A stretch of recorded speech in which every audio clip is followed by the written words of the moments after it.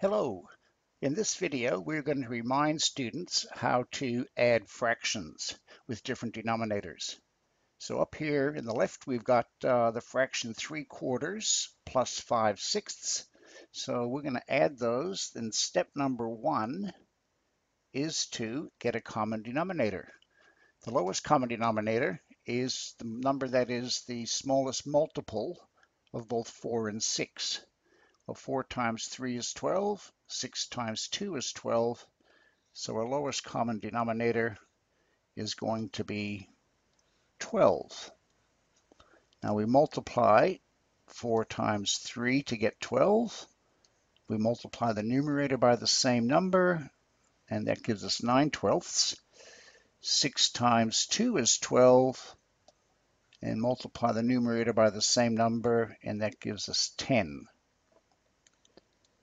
Okay, now that we have a common denominator, we can just add the numerators. 9 plus 10 is 19. And the last step we're going to do is to turn it into a mixed number. So 12 goes into 19 once, remainder 7, and the final answer is 1 7/12. Okay, now I'd like you to turn off the video, to pause it, and you try the one on the left. And then once you're finished, if you want, you can turn the video back on and check your work. Okay, welcome back. Now we're going to add 2/3 plus 4/5. The lowest common denominator is going to be 15. 3 times 5 is 15. 5 times 3 is 15. And that's the smallest number. That's a multiple of both 3 and 5. So I'm going to convert them both to 15ths. Okay, we multiply the 3 by 5, we multiply the 2 by 5. Have to multiply top and bottom by the same numbers.